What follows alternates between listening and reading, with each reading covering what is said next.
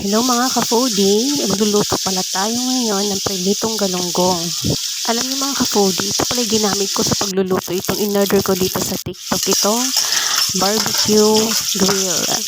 Maganda siyang paglutuan guys kasi non-stick po siya.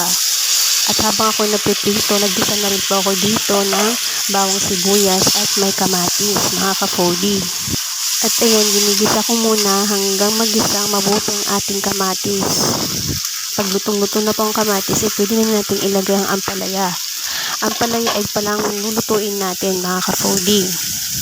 Pagkatapos na nilagay ko na pala ang ating itlog. At mamaya konti ay malapit na rin maluto ang ating ampalaya with egg. So ayan na po mga ka-foodie, ang ulam natin ngayon is ampalaya with egg. Tsaka may prito tayong galunggong. O ayan na po guys, tara kain na tayo, naluto na po ang ating mga ulam. At ayan, meron din po tayong arosit kung tawagin sa Ilocano. Hindi ko na alam yung Tagalog niya mga ka-foodie.